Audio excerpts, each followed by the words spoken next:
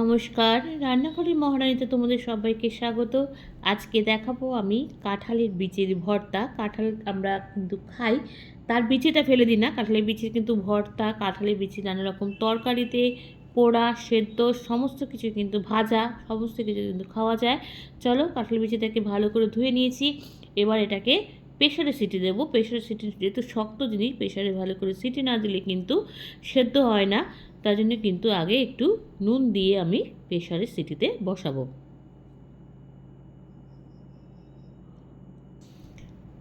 আচ্ছা, এবার চলো, দেখো হয়ে গেছে।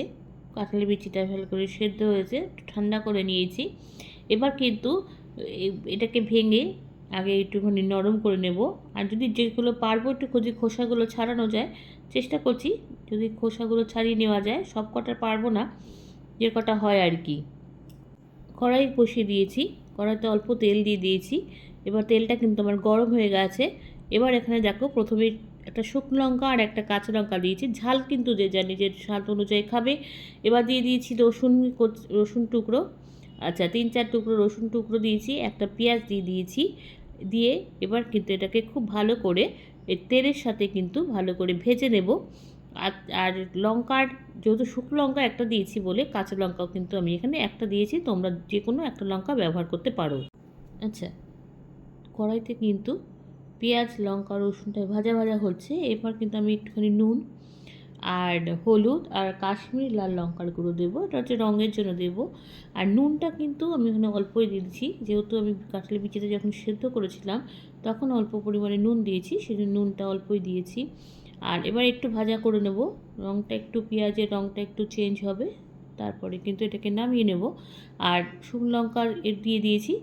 এবার কিন্তু এর মশলার সাথে এটাকে ভালো করে মিশিয়ে নিচ্ছি। আর লঙ্কার ঝালটা কিন্তু আমার, যেহেতু কাঁচা লঙ্কারও ঝাল আছে, শুকনো লঙ্কার যেন ঝাল হয় সেই জন্য কিন্তু আমি অল্পই দিয়েছি, একটা একটা করে দিয়েছি। লঙ্কা কিন্তু তোমরা তোমাদের ঝালটা বুঝে নেবে।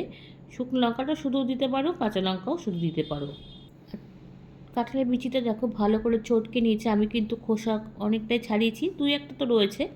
আচ্ছা, এবার যে ভাজাটা ভেজেছি পেঁয়াজ, রসুন, কাঁচা লঙ্কার দিয়ে, যে লঙ্কার যে ভাজাটা ভেজেছি সেটাকে কিন্তু এবারেই মানে কাঁঠালের বিচি সেদ্ধ মাখাটার ওপরে কিন্তু দিয়ে দিলাম। দিয়ে এবার এটাকে এর সাথে কিন্তু ভালো করে চটকে নেব। যেহেতু একটু গরম, সেজন্য মাখতে একটু অসুবিধা হচ্ছে, কড়াই থেকে সদ্য দিয়ে দিয়েছি। এবার এটাকে এর সাথে কিন্তু খুব ভালো করে মেখে নেব। আচ্ছা, দেখো মাখা হয়ে গেছে, কাঁঠালের বিচিটা খুব ভালো করে মেখে নিচ্ছি। আর এই ভর্তা জিনিসগুলো কিন্তু হাত দিয়ে না মাখলে হয় না, সেই জন্য কিন্তু খুব ভালো করে হাত দিয়ে মেখে নিচ্ছি। এবার লঙ্কাগুলোকে ভালো করে মেখে না নিলে কিন্তু ঝাল হবে না, সেই জন্য লঙ্কাগুলোকে ডলে নিচ্ছি। নিয়ে এবার খুব ভালো করে মেখে নেব। আর এই কাঁঠালের বিচির এই ভর্তা বা এই কাঁঠালের বিচি আমরা যেটা বলি মাখা, এগুলো কিন্তু ভাতের সাথে, যে কোনো মাখা বা বাটা ভর্তা এইসব জিনিসগুলো কিন্তু ভাতের সাথে, গরম ভাতে দারুণ লাগে খেতে। যেটা না দিলে মাখাটা, ভর্তা মাখাটা কিন্তু অসম্পূর্ণ, সেটা হচ্ছে ধনেপাতা। ধনেপাতা না দিলে কিন্তু এগুলো ঠিক জমে না, সেজন্য কিন্তু ধনেপাতা দিয়ে দিয়েছি। আচ্ছা, এবার খুব ধনেপাতা দিয়ে খুব ভালো করে মেখে নেব। আবার যারা খাও না তারা স্কিপ করে যেও, কোনো অসুবিধা নেই, তাতেও কিন্তু খেতে খুব সুন্দর। এবার দেখো মাখা হয়ে গেছে আমার ভর্তাটা, একদম কমপ্লিট। তাহলে এবার এটাকে সুন্দর করে সাজিয়ে পরিবেশন করব গরম ভাতের সাথে। আচ্ছা, হয়ে গেছে একদম ভর্তা রেডি, কাঁঠালের বিচি। তোমরা যদি না খেয়ে থাকো এইভাবে একবার খেয়ে দেখো, সত্যি খুব ভালো লাগে। রান্নাগুলো মুখে বলছি ভালো লাগে, তোমরা কিন্তু করে খেও, তাহলে কিন্তু আমাকে জানাবে লাইক, কমেন্টস আর শেয়ারের মাধ্যমে। তোমরা যারা আমার চ্যানেলটাকে সাবস্ক্রাইব করে আমার সঙ্গে রয়েছো তাদের জন্য রয়েছে অসংখ্য অসংখ্য ধন্যবাদ। যারা এখনও করোনি তারা প্লিজ চ্যানেলটাকে সাবস্ক্রাইব করে আমার সঙ্গে থেকো। তোমরা সবাই সুস্থ থেকো, সাবধানে থেকো, ভালো থেকো। চলি, টাটা, দেখা হচ্ছে পরবর্তী নতুন কোনো রেসিপিতে তোমাদের সঙ্গে।